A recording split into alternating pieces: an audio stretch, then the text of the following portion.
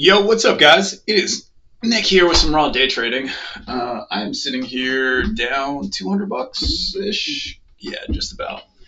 And today was, you know, I, it was my bad on the 200 bucks. Today was there were opportunities. I did not want to trade the main opportunity. I don't like this name. There was something about it. I forgot what it was. It was like the float was really low, and it tends to be like almost weird ephemeral synthetic price action when it's so low, plus it's halting up and halting down, halting up and halting down. It ends up moving 900% here. I don't know if you see this. It came from 38% and now it's up at 369, and this is now after hours at almost 8 o'clock, I guess. What time is it? What's 20? Yeah, it's almost 8. It's 7:40, 7:40 Eastern, and it's just up bonkers amount. Pretty normal for this recent market. It's like really, I heard this term from Mighty Stocks, Marcelo.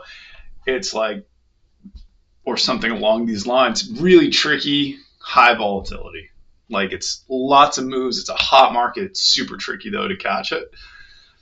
Um, Everything from like it's just green candle, halt, green, green, green, red candle. You think it's going to reverse here? It's right under the 200, green, and then just blows through.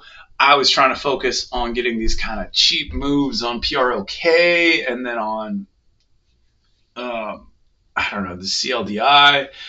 I was up 200 at one point early in the morning off the open, and then just gave it all back. I was down at 400 at one point, and then at that point, after getting cooked on PROK, I kind of just like backed off. I didn't trust ABVE to be able to get me out of it, and it was a lot of me just managing my positions, kind of trying. So if you think of, I think the theme of this video is probably like so many things going through my head. But anyways, hypnotized. So think of it like fishing. What's happening is everybody's fishing for you. And the way people fish, the way you fish, the way everybody fishes is you have a lure, right? And it's a shiny lure and it attracts the fishies, aka you. By the way, day trading is received. It's not investment advice. It's just like a framework of how I think about it. And it's like this glittering, shimmering, popping stock that's coming up and being volatile and making these moves that look logical. And you're like, I'm going to get in here. I'm going to get in here. And that ends up being like they're fishing for you. They are fishing for you. Every move is a fish. Like everything is meant to make you buy. And then once you buy, to make you sell. They're just, it's like they're trying to hypnotize you. So like when it's going up, it's like mental, comfortable, easy to get in, and lucrative. And then when it's going down, it's meant to be like fast, fierce, fearful, and meant to make you get out. And then it's meant to make you get in at the wrong time and get out at the wrong time. And it's meant to hypnotize you to like jump in and out at the worst times, the worst places. And a lot of how I see it is my job is to not be hypnotized. I am not hypnotized by the chart. I try not to be hypnotized by the flashing numbers on the level 2. And I look at it and I'm trying to think about it in an uncommon way. I don't know if that makes sense. It's not like I have a specific framework of like when to get in. It's more like I'm thinking about it. What are most people looking for, and why, and will it happen or not? Like And so I'm looking for more of an honest signal. I don't know if that makes sense. And I'm not explaining it well, but what happened today is I got hypnotized by PROK going down and thinking that it was going to bounce each time, right? So that's an example of what not to do. If I were to like step back and look at it logically, like let's say we get the PROK up here. In this situation, I saw this pop up here. Initial thoughts was, wow, that's strong. This was just moving yesterday. I wanted to go and break above 713, the previous day high, and I got a little bit too aggressive. So even though I was using small size, I still got roasted because I kept trying and I kept holding. So I was in here at like 14, like in this little pullback here. I was like, okay. But logically looking back on it, that had just busted above VWAP, didn't really test VWAP right here. Really high volume candle. It was like it just broke through one level, two levels, or one level, two levels on the chart, two moving averages, VWAP, both VWAP and the 20 SMA, and then it breaks to a new high of the day, but it's still against a really red candle on the previous day. It's the third day of continuation. And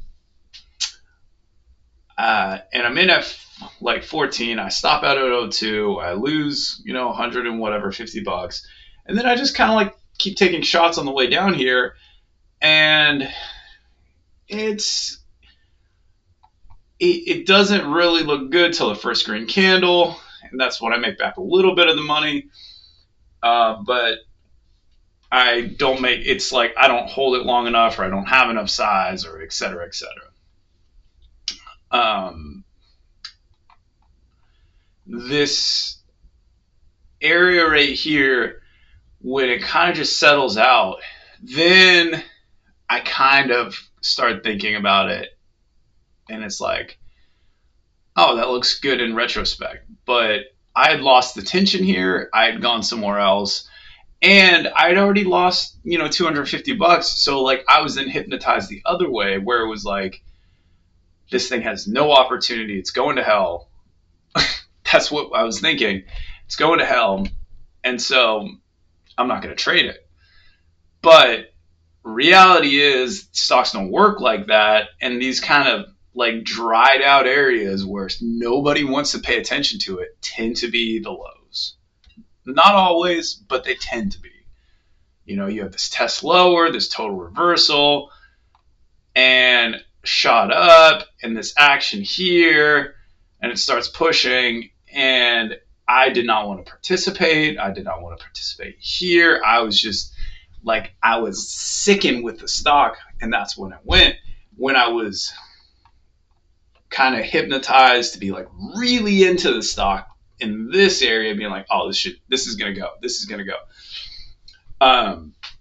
It wasn't working. And so I think my goal is always not to trade like that, and not trading like that looks like maybe not being logical, but like stepping back and being objective about like what's going on and what's happening, instead of kind of wanting things, like wanting stuff to happen, believing stuff is happening, to be a little bit more skeptical while at the same time risk taking.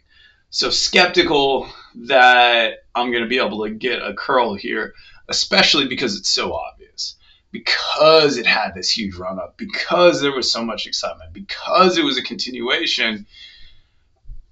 It's like it almost is set up on a silver platter, and that silver platter you're not supposed to believe. Don't believe the shiny things. Don't believe the shiny things. Don't believe the shiny setups.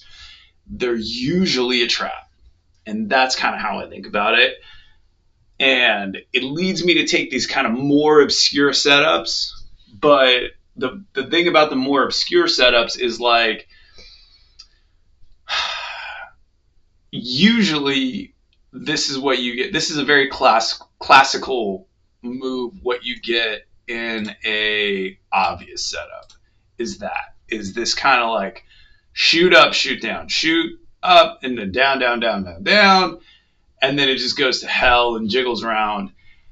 What happens if you're like trying to play an obscure setup, even if it doesn't work? Like, let's say you're here and you're cracking on the first green candle. It's kind of going sideways. It's looking like it's making a double top. It doesn't go anywhere. You may get bored out of your mind. That's one risk. But if you look here, you know, you're usually able to stop out like without a huge loss. It kind of already unwound over here, done most of it selling. All the shorts kind of jumped in. This is not super attractive for anyone to really buy or sell. And so main risk here is that you get tricked out by market makers and you just keep churning shares. And so you have to be careful of that. But like that can also happen here. That can happen here, even on the upswing. And so I've just tended to like take these less obvious setups that tend to have more reward to them, just statistically. And I've seen a lot of stocks and I've seen the way they move and I have a lot of experience. Day trading is risky, and I'm not telling you to like just go buy anything, and I'm not trying to give you investment advice at all. Like, this is a very hard game and you have to really understand what you're doing. I don't recommend anyone to do it, but it's really good practice for not getting hypnotized, and maybe you can take that to other areas of your life. I don't know. Don't believe the hype. Don't believe the hype. Anyways, that's my video for the day.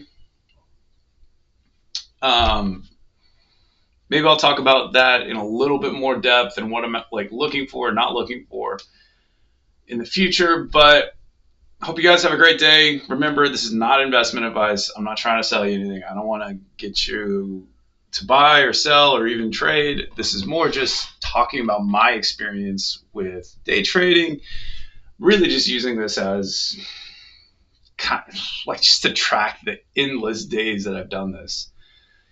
And so it doesn't just disappear without any evidence of that I was here doing it.